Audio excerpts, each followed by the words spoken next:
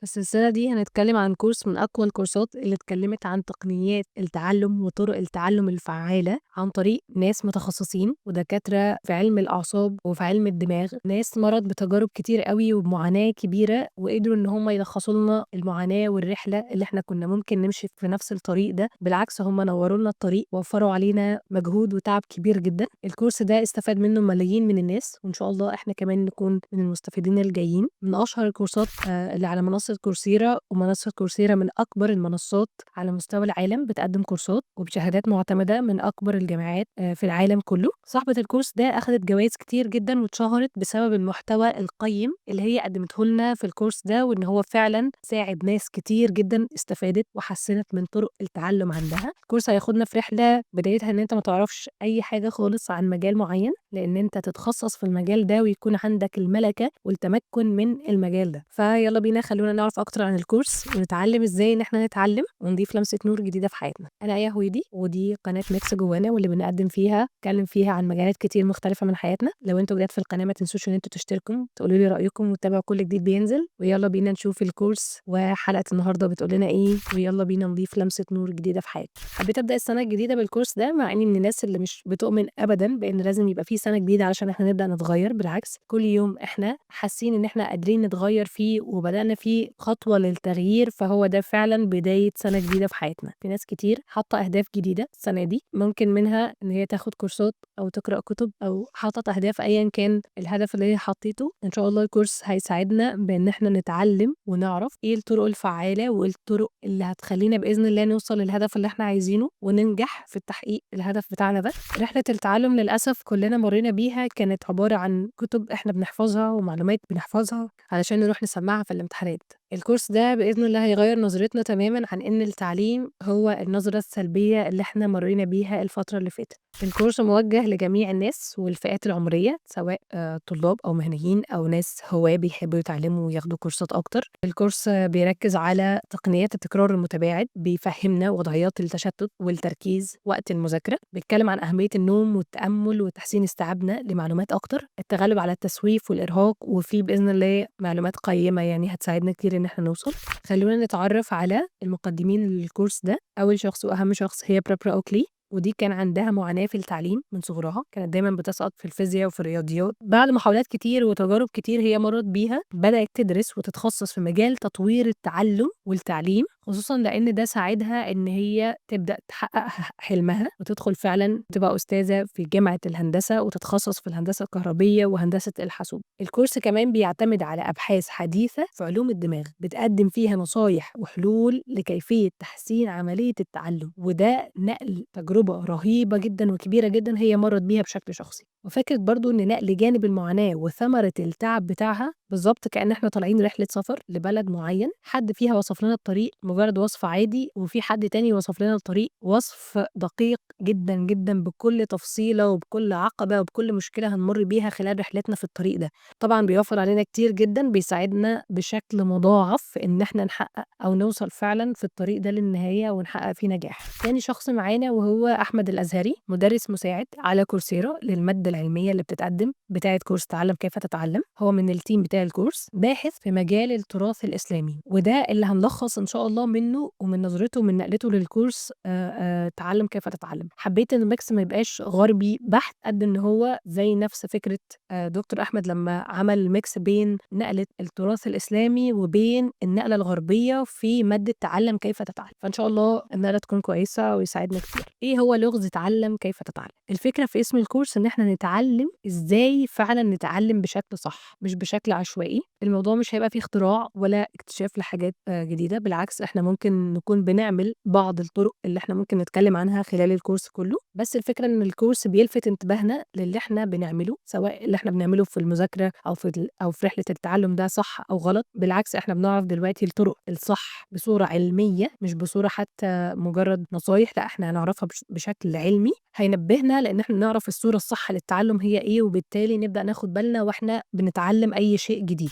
خلّونا ندخل في مراحل التعلم في أي شيء جديد إحنا بنمُر بيه أو بنتعلمه. أول مرحلة في مراحل التعلم هو لا أعرف ما لا أعرف، أنا ما أعرفش إن أنا ما أعرفش العلم ده. مثلًا لو حد بيتكلم عن مجال اسمه هندسة الطاقة مثلًا، فأنا ما أعرفش يعني إيه هندسة الطاقة، وما أعرفش إن في أصلًا مجال اسمه هندسة الطاقة، فدي حاجة أنا ما أعرفش عنها أي حاجة خالص، أول مرّة أسمع عنها. تاني مرحلة هي أعرف ما لا أعرف، دلوقتي أنا عرفت إن في مجال أنا ما كنتش أعرف عنه قبل كده خالص، ما كنتش أسمع عنه خالص، دلوقتي عرفته. المرحلة دي بيبقى اسمها مرحلة البداية، وهي التعرُّف على المجال أو الحاجة اللي أنا حابة أدخل فيها، بابدأ أتعرّف عليها. تاني مرحلة وهي مرحلة التعلُّم الحقيقي، ودي المرحلة اللي أنا بابدأ أعرف فيها بشكل مُفصّل أكتر عن المجال اللي أنا داخلة فيه أو المجال اللي أنا حابة أتعلّمه، ودي باسمّيها أو هو سمّاها في الcourse أعرف شيئًا ولكن بتكلُّف. يعني إيه؟ يعني لو أنا مثلًا بقيت عارفة مجال معيّن أقدر أتكلّم فيه بس بتكلُّف، يعني ممكن أتأكد شوية قبل ما أتكلّم في المعلومات بتاعتي، باراجع المعلومات، لازم أحضّر، لازم أعمل search، مش على طول عندي الانسياب وعندي الثقة إن أنا أتكلّم في الموضوع ده وأفصّل فيه وأقول عنّه تفاصيل أكتر يعني. تالت مرحلة وهي مرحلة الممارسة الحقيقية، وسمّاها الممارسة لإن هي بيبقى فيها نسبة كبيرة من الإتقان، إن أنت بدأت تتقن المجال ده وتتخصص فيه عن طريق الممارسة، بتعرف تفاصيل أكتر لمّا بتدخل المجال ده، وده برضه السلوجان بتاعها أعرف شيئًا بلا تكلُّف، كإنه جزء منّي، كأن أنت لمّا بتيجي تتكلّم عن الموضوع ده بتتكلّم بانسيابية جدًا، وبتتكلّم بشكل تلقائي، بتتكلّم بتفصيل التفاصيل، وأنت مش محتاج إن أنت تراجع، مش محتاج إن أنت تتكلّف وأنت بتتكلّم عن الموضوع أو عن المجال ده. ودي كانت مراحل التعلُّم في أي شيء جديد أنت حابب تتعلّمه وحابب تدخل فيه. في 10 مبادئ، ودول هيبقوا mix بين التراث الإسلامي والعلوم الغربية. ال10 مبادئ دي هتساعدنا إن إحنا نتعرّف على أي مجال حرفيًا إحنا حابين إن إحنا ندخله أو حابين إن إحنا نتعلّم عنه في 10 ساعات أو أقل. عشان لو حد حَب إن هو يشوف الcourse من المُقدِّم الأصلي بتاعه،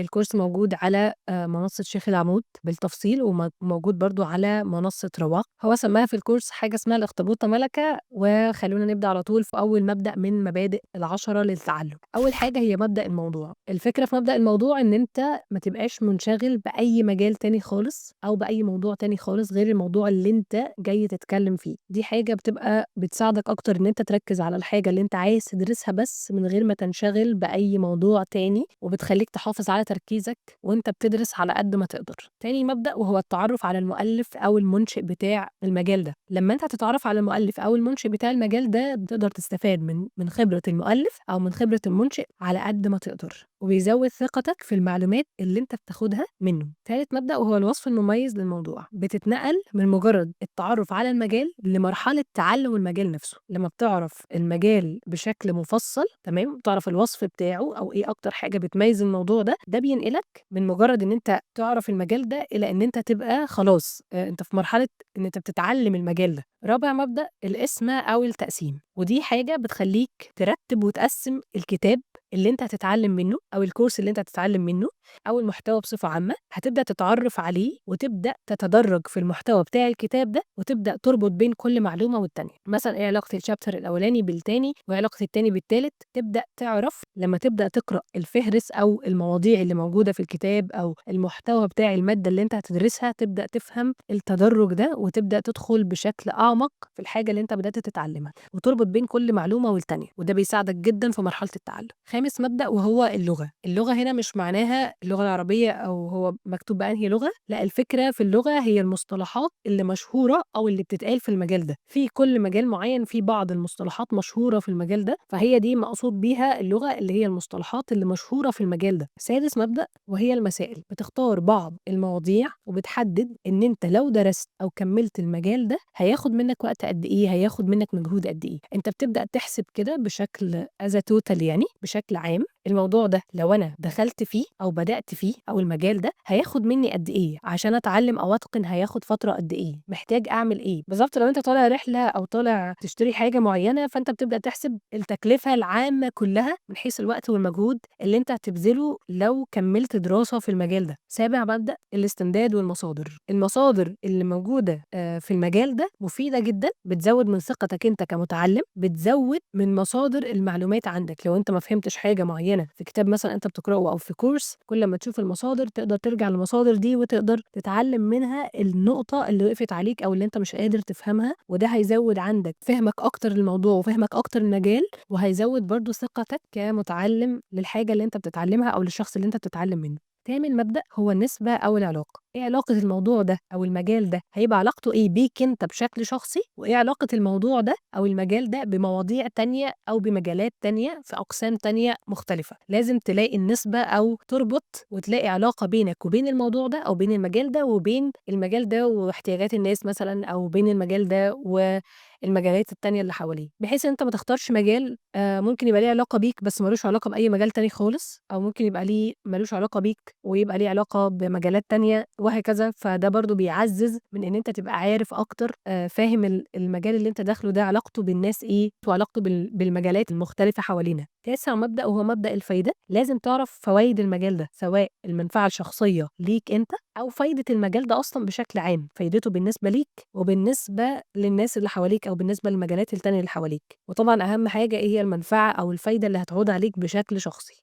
عاشر مبدأ وهو الأخير وهو فكرة الشروط أو مبدأ الشروط. هل في حاجة مطلوبة مني أو في شرط معين مطلوب مني علشان أدخل المجال ده؟ لازم مثلا يبقى معايا شهادة معينة، لازم يبقى عندي سن معين، ولا عندي مهارة معينة، أو المجال ده مش بيشترط سن معين، مش بيشترط مهارة معينة، أو مش بيشترط إن أنا يبقى عندي بوزيشن معين في المجتمع يعني. فدايما الشروط أو التفاصيل دي بتفرق معانا في إن إحنا فعلا نقدر نحدد بنسبة كام في المية المجال ده مناسب لينا، وعشان لما ندخله ما نندمش إن إحنا دخلنا المجال ده، أو نبقى داخلين وإحنا مش مجرد كنا هاويين المجال وشفناه كده من بره شكله حلو وجميل فقلنا ندخله، أو المجال ده بيجيب فلوس فيلا بينا، من غير ما أحسب ال10 مبادئ دول وأبدأ فعلا أطبقهم. ال10 مبادئ دول اللي هم هيساعدونا بشكل كامل إن إحنا نحدد المجال ده مناسب ليا ولا لأ. حرفيا هعرف كل حاجة بتفاصيل كتير جدا عن المجال في أقل من 10 ساعات لو أنا حبيت أو شاغل بالي مجال معين وأنا حابة إن أنا أدخله. بصراحة لما نطبق ال10 مبادئ دول هيفرق معانا جدا جدا في قرارنا، حتى لما نمشي في الطريق ده ونقرر إن إحنا نمشي فيه هنبقى عارفين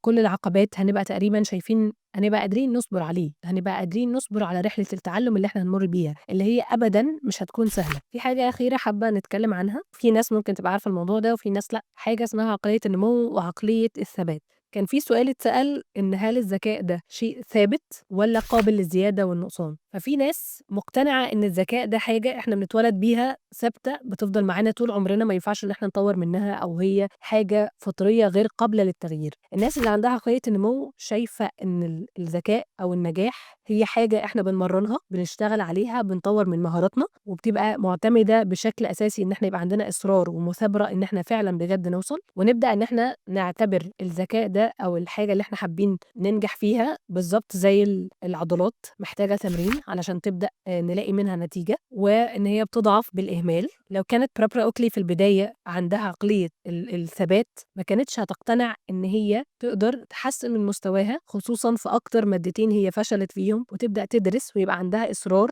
إن هي توصل لنتيجة قوية جدا، والنتيجة خلتها تقدم أبحاث وتقدم كورسات في مجال التعلم نفسه، وقدرت إن هي تنجح وتتخصص في أكتر مجال هي كانت فاشلة فيه. أثبتت لنا إن الذكاء حاجة قابلة للزيادة وقابلة للتطوير عن طريق إن إحنا نهتم بيها ونبدأ نشتغل عليها فعلا. وهو ده الفرق بين عقلية النمو وعقلية الثبات. عقلية النمو الناس اللي مؤمنة جدا بإن إحنا نقدر نطور من مهاراتنا ونقدر نوصل فعلا لحاجة مش مجرد كلام ومش مجرد تحفيز وخلاص. الناس اللي عندها عقلية الثبات شايفة إن هي اتولدت كده هتفضل طول عمرها كده، شايفة إن هي ما عندهاش عقلية إن هي تاخد ريسك في حاجة معينة أو مخاطرة في إن هي تتعلم مجال جديد أو تتطور أو تعرف إيه الدنيا بيدور فيها إيه حواليها يعني. وده هيخلينا ندخل في إيه علاقة عقلية النمو بالتعلم أو دورها إيه في التعلم. دورها في التعلم إن هي بتزود عندنا الشغف إن إحنا نتعلم أكتر من مجال علشان نقدر نشوف إحنا فعلا أكتر مجال إحنا هنبدع فيه وهنطلع منه فعلا نتيجة مرضية لينا ومناسبة مناسبة لينا ولشخصيتنا ولأهدافنا. تاني حاجة هيبقى عندنا فكرة إن الفشل هو جزء من عملية التعلم، مش معناه إن أنا فشلت في الحاجة إن أنا خلاص، لأ بالعكس الفشل والخطوات بتاعة الفشل هي جزء من عملية التعلم زي أي مرحلة تطور طبيعية إحنا بنمر بيها في حياتنا.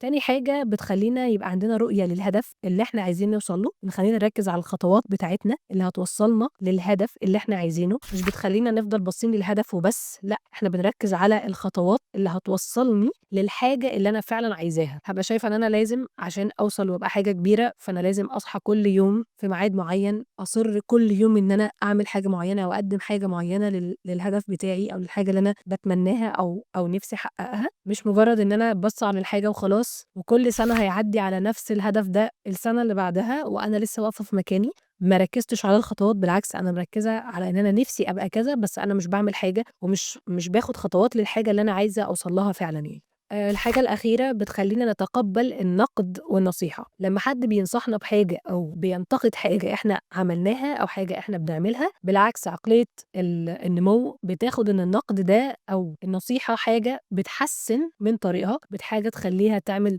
rerouting كده، إعادة اختيار طريق تاني أسهل وأسرع وأصح، مش إن العيب فيها هي أو مش العيب في الشخص نَفْسه قد إن العيب في الطريقة اللي هو استخدمها، وإن في طُرق تانية نقدر نستخدمها وتبقى أسهل وأسرع بالنسبة لنا. فده الفرق بين عقلية النمو وعقلية الثبات، وإزاي إن إحنا عقلية النمو بتساعدنا في عملية التعلُّم، وبتساعدنا أصلًا في رحلة النجاح لأي حاجة إحنا حابين إن إحنا ندخلها أو نبدع فيها أو نتقن ونتمكن منها. حاجة تانية وحاجة أخيرة ومهمة جدًا، جدًا، وهي الpositive self talk، ودي حاجة من الحاجات لمّا بدأت أعرفها يعني وبدأت أتعامل بيها مع نَفْسي، فرقت جدًا، جدًا معايا في حياتي. أنا كنت عارفة الnegative self talk وعارفة مشاكله يعني، فالpositive self talk هو إن أنت تتكلم مع نَفْسك بشكل كويس، بشكل إيجابي، مش مثلًا لمّا تخرج خروجة تبقى بتقول لنَفْسك من جوّه أنا شكلي معفن أوي، أنا شكلي مش عارف عامل إزاي، أو لمّا تروح مع ناس كلّهم ناجحين تقعد تقول لنَفْسك من جوّه يالّا يا فاشل، يا اللي مش عارف إيه، يا اللي كذا، كده يعني. فإن أنت تتكلم مع نَفْسك بشكل إيجابي اللي هو الصوت الinner voice، الصوت الداخلي بتاعك، هو اللي بيوصّلك وهو بيبقى ليه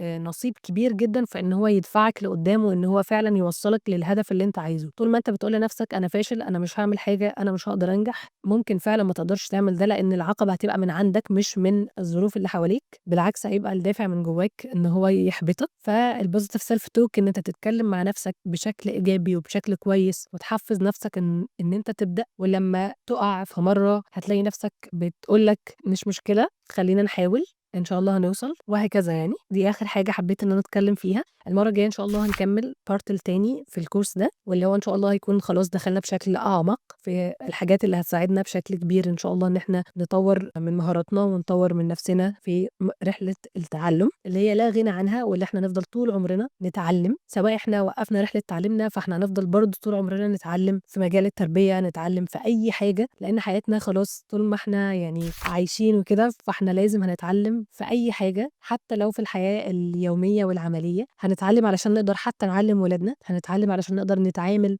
مع شريك حياتنا، نتعامل مع الناس اللي حوالينا، نتعامل في الشغل، نتعامل في أي مجال. يعني رحلة التعلُّم فعلًا حاجة الواحد كان مفكّر إن هي هتقتصر على إن هو يتخرّج من الكلية، بالعكس إحنا اتعلّمنا تقريبًا بعد ما اتخرّجنا أكتر لمّا اتعلّمنا قبل من التخرُّج أساسًا، الله المستعان. إن شاء الله الcourse هتبقى نقلة قوية في حياتنا كلّنا، في تفكيرنا، زي ما اتكلّمت في البداية إن إحنا بنتعلّم أساسيات، فنبقى وإحنا بنتعلّم عارفين الخطوات بشكل علمي، مش مجرّد بشكل عشوائي أو بالفهلوة أو بالفطرة. حتى لو عندنا المَلَكة دي فإحنا نقدر نحسّنها، حتى لو المَلَكة دي مش موجودة عندنا فإحنا نقدر نكتسبها، ونقدر إن إحنا نطوّر من نَفْسنا ونقدر نوصل بجد في مكان أو في zone تانية خالص غير اللي إحنا موجودين فيها. وأكبر مثال أو أكبر حاجة كانت ملهمة بالنسبة لي في بداية الcourse ده لمّا عرفتها، إن هي صاحبة الcourse ده كان عندها مشكلة في التعلُّم أصلًا، وفي طريقة التلقّي، وفي طريقة المذاكرة، في طريقة كل حاجة، لإن هي كانت بتفشل أصلًا في المواد دي. اللي كان ملهم أكتر إن هي اتخصصت في أكتر